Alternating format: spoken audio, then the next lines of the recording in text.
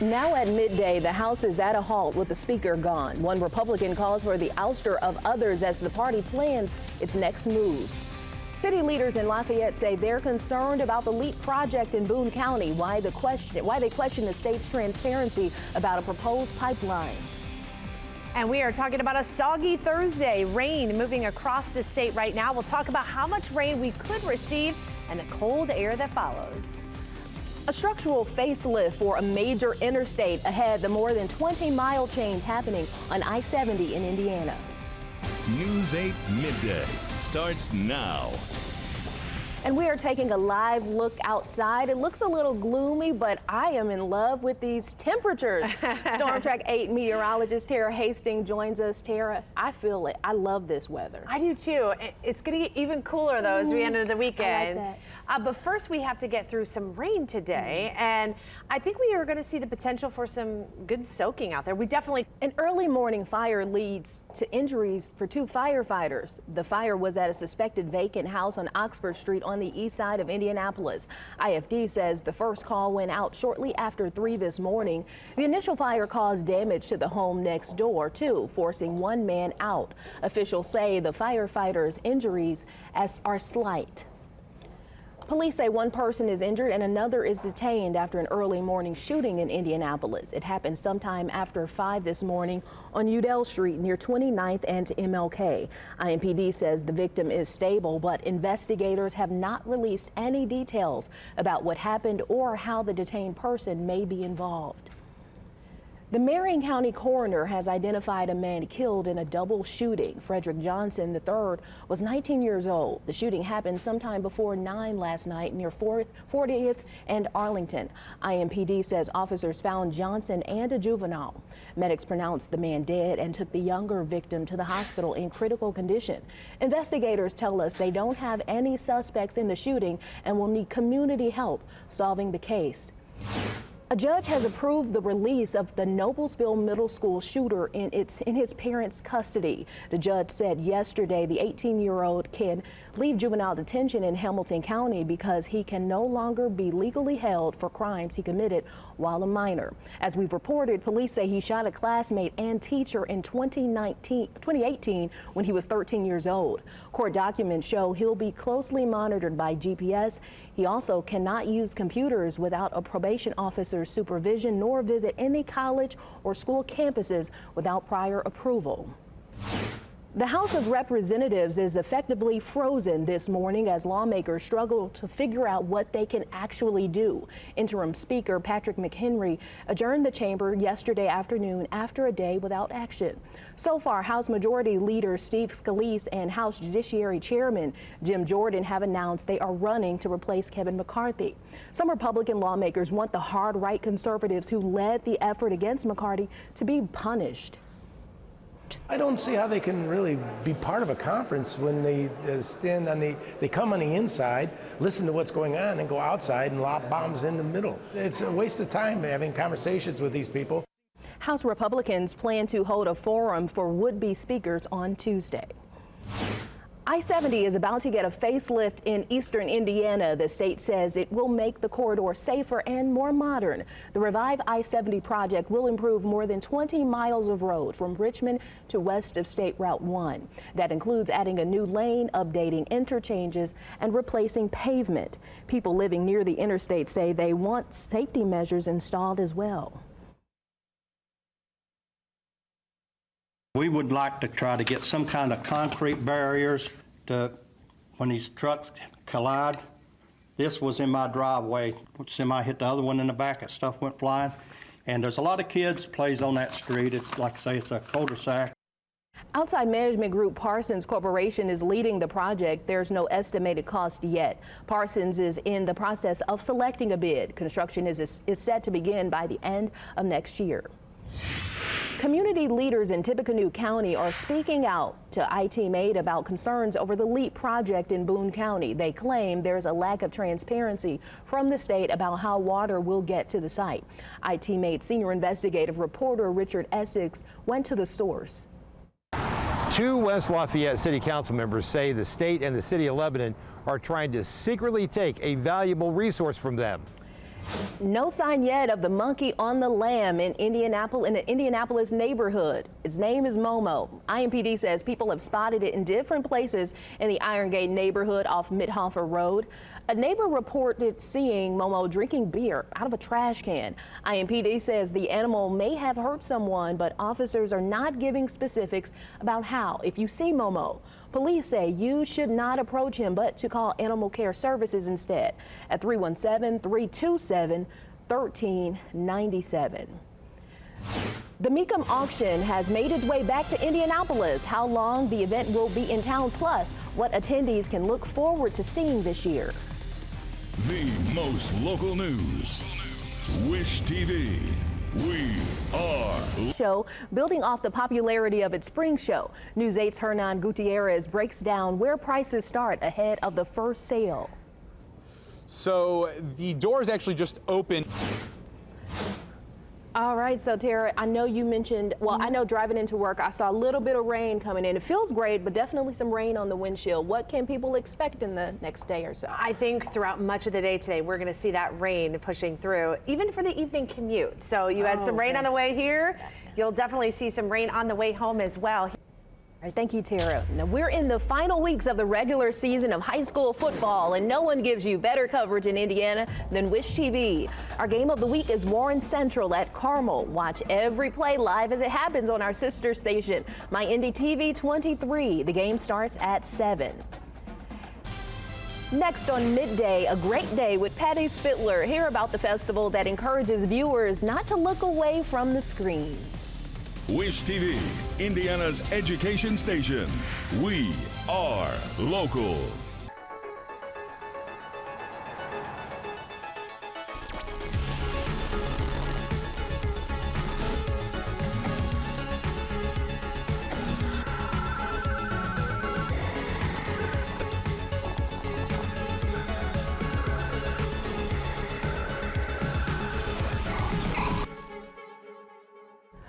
Movie lovers near and far coming together as one of the city's premier festivals begins today. The Heartland International Film Festival is back with movie magic for all. Patty is here, brought to you by Great Day TV, and Jessica Chapman joins us. She's the marketing director of Heartland International Film Festival. Jessica, that trailer, the festival starts today. Exciting. It is so exciting. Today is opening night, and it's an 11-day festival, and we just want you to, you can't look away from films. We have 120 mesmerizing movies to check out. How many? 120. Whoa! You're gonna need all 11 days. Yeah, 11 days. So there's really something for everyone. We have sci-fi, horror, romance, documentaries, and we have local filmmakers as well as world premieres. Yeah, that's what I was going to say. It's real. This is really terrific for local, for small film. Not everybody's Steven Spielberg. Even he had to start somewhere. Yeah. So this lets them get their feet wet and try out their talents, and very good. And some of those movies, although they're not these huge productions, they're really awesome films. Oh, they're incredible films. We have some amazing local filmmakers right here. We actually have 7 Indiana Spotlight films, and a lot of the filmmakers are either coming into town or locally here, so they'll be attending the screenings. You can ask them questions after the film screenings. And I really like that you brought up that a lot of these filmmakers are from Indiana. A lot of people feel like they need to move out of Indiana to achieve their dreams. Why is it so important to focus on those local filmmakers and the work they're doing right here in Indiana? Yeah. I think one of the things is they're uplifting stories in our community. I mean, you kind of never know what you're going to see on the screen. We have this one incredible film. It's a documentary called Thunder Rolls, and it's world premiere. And it's about a baseball team here locally that actually is with blind individuals and people who are visually impaired. And it explains to you how you can, still play this sport. And it's, there's some changes to the sport, but it's a whole documentary about that. So I think it's really incredible to have films showcasing stories that, they could be your neighbor. Okay. And we do have, I think we have a little video with sound on tape for Thunder Rolls. Yeah, for Thunder Rolls. All right.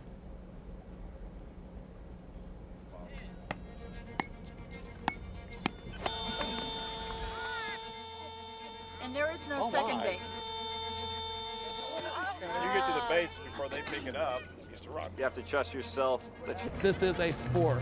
There's rings we're going for, World Series rings we're going for. Our members of the Indy Thunder beat baseball team.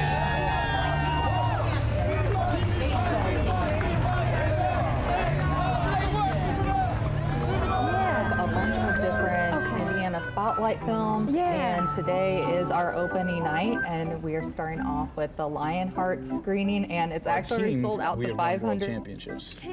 I'm the good-looking one. He's the best films, but we encourage you to still come out and check them out. We go to heartlandfilmfestival.org for tickets. And if you miss the Lionheart screening, we actually are doing a second one the last weekend of the festival, which is October 14th. Okay, awesome. And also online. A lot of this you can get online. Yeah, we also offer virtual festival as well, so you can kind of mix and match. If you can't make a certain screen, you can check it out online. But it's always good to get out of the house and get with people. Thank you so much, Patty and Jessica. Okay. And then tomorrow, going to be talking with the son of Nancy Noel, famous artist, and we're going to take a look at her movie called Art and Soul. She just passed recently. Awesome. Well, you can tune in for Great Day TV every Saturday morning at 10 right here on Wish TV. You can also go to greatdaytv.com. Indiana's only statewide TV news network. News 8 continues now. We're taking a live look outside at White River State Park. It is, according to the screen, there's 69 degrees. That feels real good. Tara Hastings joins us right now with what we can expect over the next few days. It's going to get much cooler than what we are right now. I love it. I know. Well, it's going to feel much more like fall out there, right? We've been kind of spoiled a little bit, feeling more like summer the last couple of days. I think this is a really a rally cry for us to look at our parents, families, caregivers, and also our community leaders. Wish TV is Indiana's education station. State leaders report a troubling trend in school attendance. According to a new report from the Department of Education, nearly 1 in 5 Indiana students were chronically absent last year. The state defines chronic absenteeism as missing at least 10% of school days or 3 weeks.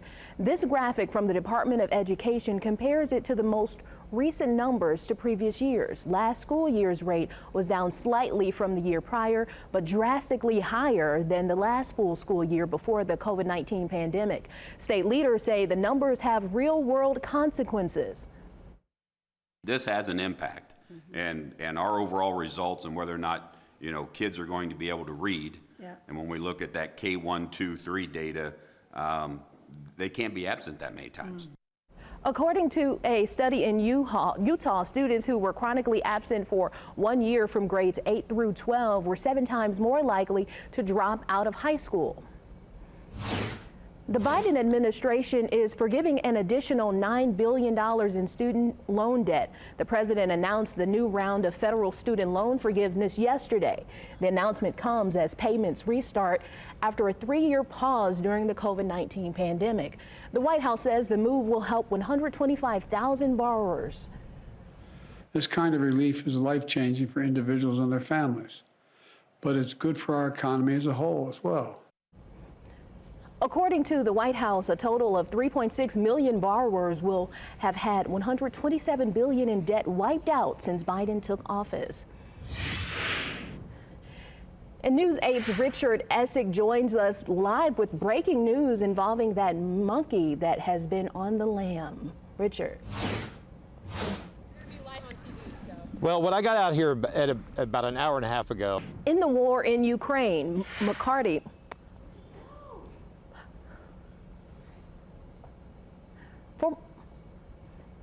In the war in Ukraine, McCarty's removal puts America's financial support of Ukraine in doubt. Some House Republicans oppose more help. President Biden says he is worried about the future of funding.